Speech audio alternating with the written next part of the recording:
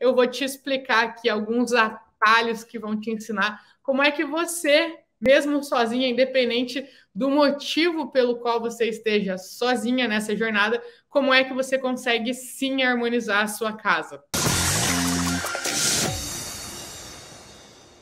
Esse é um possível obstáculo que você vai ter aí no seu caminho. Eu não sei como que as pessoas da sua casa lidam com a harmonização. Eu não sei com quem você mora, né? Tem várias pessoas me acompanhando e tem diferentes cenários. Tem gente que mora sozinha, tem gente que mora com os pets, tem gente que mora com a família, tem gente que mora com uma pessoa a mais, tem gente que mora com duas pessoas a mais. Então, são diferentes cenários, né? O Feng Shui, ele é uma terapia, assim como existem várias outras terapias, né? Existe, por exemplo, a meditação, o yoga, o Ho'oponopono, são terapias complementares, terapias alternativas, terapias complementares, terapias holísticas, né? Existem diferentes modos de chamar essas terapias, mas são terapias, tá? E o que acontece? O Feng Shui, ele também é uma terapia, só que ele é a terapia da nossa casa. As outras terapias, a meditação, o yoga, o Ho'oponopono, são terapias que tratam nós como indivíduo, que equilibram a energia pessoal nossa, né? Agora, o Feng Shui é a mesma coisa, é como se fosse uma meditação, uma yoga, um Ho'oponopono que a gente faz pra gente, só que é para nossa casa. Então, ele é a terapia do nosso lar. E aí, o que acontece, né? Aí que entra a questão de você harmonizar a sua casa sozinha. Quando você vai fazer uma terapia, uma meditação, uma yoga, um Ho'oponopono, é natural que você faça essas meditações, essa yoga, esse Ho'oponopono sozinha, né? As meditações, elas são uma técnica mais individual. Você pode, claro, até fazer uma meditação em grupo, uma yoga em grupo, né? Fazer as sessões, ter os encontros com as pessoas, mas ela é uma técnica mais individual. Você faz, você com você mesmo. Você pode, na sua sala ali, fazer uma yoga, uma meditação, um Ho'oponopono, né? E as diferentes outras terapias. Então, é uma coisa muito individualizada. Agora, o Feng Shui, ele é a terapia do nosso lar. Então, o que acontece? A gente mora na nossa casa muitas vezes com outras pessoas também. Então, o que acontece? E aqui, indiferente, não tem nada de certo ou errado, de melhor ou pior, não é isso, tá? Geralmente, quando você vai harmonizar a sua casa, é muito comum as pessoas morarem com outras pessoas. É mais comum do que a pessoa morar sozinha. Claro que tem as pessoas que moram sozinha e tá tudo bem também, né? Mas o mais comum que a gente vê é que a maioria das pessoas moram com mais uma, duas, três, quatro pessoas dentro de casa. E aí o que acontece? Quando a gente vai tentar fazer essa terapia com mais pessoas morando com a gente, aí pode ser que isso comece a se tornar um obstáculo. É a mesma coisa que o quê? Você se interessa muito pela meditação, tá? Pela yoga. Vamos supor que você se interessa muito pela yoga. Por exemplo, eu gosto de praticar yoga. Eu comecei a praticar yoga como uma forma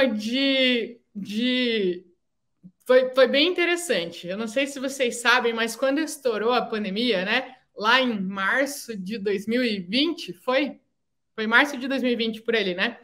Eu tava lá na Malásia. Vocês sabem onde é que fica a Malásia? Eu não sabia onde é que ficava a Malásia. Até eu chegar na Malásia, eu não sabia onde é que ficava a Malásia.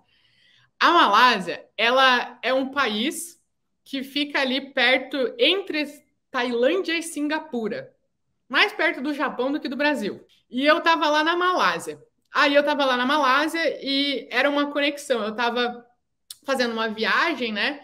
Aí eu tava na Tailândia, passei uns 4 meses, 3 meses na Tailândia, depois eu fui para a Indonésia, passei um mês na Indonésia, e aí eu tinha voos seguintes. Então eu ia sair da Indonésia, aí eu ia fazer uma conexão 40 dias na Malásia, depois da Malásia eu ia para a China. Já estava tudo comprado o voo, né? Aí depois ia continuar, ia para Dubai, Turquia, né? Então, Bélgica, tinha vários voos comprados. E aí, quando eu estava lá na Malásia, nessa conexão, nesses 40 dias que eu estava ali entre Indonésia e China, que eu estava empolgadíssima para ir para a China, né? Deu a pandemia. Estourou a pandemia e a Bruna lá do outro lado do mundo, num país que eu não sabia antes nem onde é que ficava.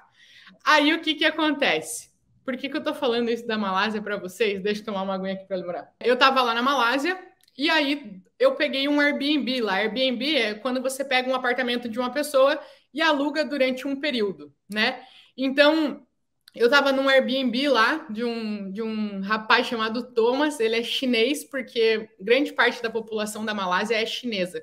E ele é chinês e ele alugou esse apartamento pra gente. E aí eu tava lá na Malásia e do dia pra noite, assim, a gente começou a ouvir os burburinhos, claro, conversando com a minha família. Nossa, no Brasil a pandemia tá horrível, meu Deus, e não sei o que, tarará, tarará. E aí nós lá na Malásia, de repente, um dia, o Thomas, né, o dono do apartamento, bateu lá na porta e falou assim, ó, eu não sei se vocês sabem, mas o rei da Malásia, porque na Malásia tem rei, né? O rei da Malásia, ele decretou lockdown geral, né? Fechou tudo. Na época, hoje todo mundo sabe o que é lockdown, né?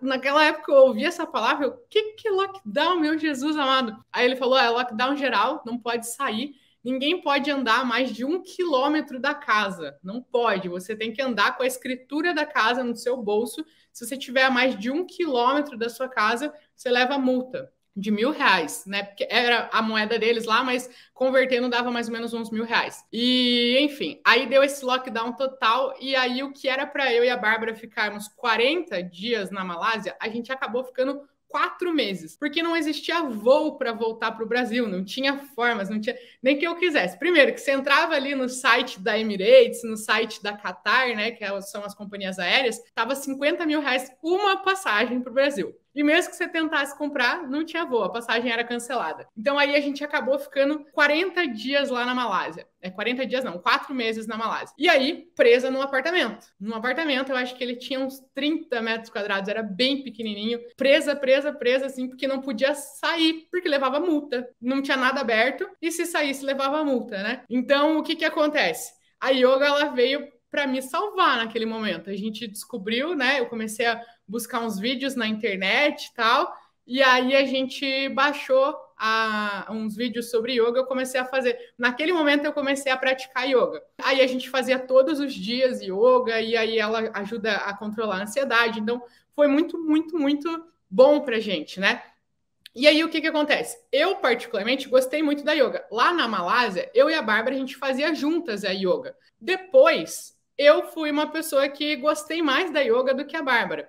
Então, por exemplo, umas semanas atrás, eu estava praticando yoga aqui. O mesmo exercício que eu fazia lá na Malásia, lá na época da pandemia, né? Na época que deu o lockdown lá, que eu estava lá na Malásia, eu continuei fazendo aqui. E aí, o que acontece? Eu falei para a Bárbara, ó, eu vou acordar mais cedo todos os dias para fazer a minha yoga. Você quer fazer comigo? Aí ela falou, sinceramente, não tô afim não. Aí eu falei, beleza, você fica dormindo, faz as tuas coisas, eu vou fazer a minha yoga. E por que eu contei toda essa história para vocês? Primeiro, porque eu gosto de contar história, né? Mas segundo, porque a diferença de uma terapia, né? Essas terapias mais convencionais, terapias alternativas, mas que são mais, que a gente conhece mais assim, né? Meditação, yoga, Ho'oponopono, que eu tô citando aqui para vocês. A diferença é que você quer fazer, você vai lá e faz. Você não precisa de ninguém junto com você, você não precisa da aprovação de ninguém. A Bárbara não quis fazer, ficou lá dormindo até um pouquinho mais tarde, que para ela era o que interessava, e eu levantei mais cedo para fazer a minha yoga. E está tudo certo, eu não atrapalhei ela, não incomodei ela, não deixei de fazer o que eu queria por causa dela. Só que quando a gente fala da harmonização do espaço, da harmonização da nossa casa, aí já começa a parecer que é um pouco mais complicado, né? Mas se o outro não quer, como é que eu vou harmonizar a minha casa sozinha? Como é que eu vou fazer? Não é igual uma yoga que, quer ficar dormindo, fica aí, agora eu vou mexer na nossa casa, né? Até porque muitas vezes isso envolve fazer uma correção. Aí você tem que colocar um cristal, então você tem que colocar um preguinho lá na parede, às vezes você precisa de ajuda dos outros, né? Ou você quer desenhar a sua casa, medir a sua casa, você precisa de ajuda de alguém para esticar uma trena, né? Enfim, é um pouco diferente você fazer uma terapia ali, igual uma yoga, um Ho'oponopono, uma meditação, e harmonizar a sua casa. Primeiro, porque você convive com essas outras pessoas. Segundo, porque você, né, é uma coisa que ela é diferente. É uma terapia que envolve o nosso espaço físico ao nosso redor, né? E aí que entra a questão. Como é que você consegue, então, harmonizar uma casa sozinha? Pensando nessa comparação, né? Uma terapia você vai lá e faz sozinha, agora a terapia da nossa casa. Como é que a gente vai lá e faz sozinha sem ter a colaboração dos outros? E a grande verdade é o seguinte, realmente, né, a nossa casa, ela envolve, né, mais essas questões da gente ir lá e ter que fazer, né? E se a gente tiver o apoio dos outros, claro que é muito mais fácil. Se você não tem o apoio, se você mora sozinha, se os outros não te ajudam na sua harmonização, nesse caso, o que você vai ter que fazer é se fortalecer ainda mais. Você vê o quanto isso é importante para você.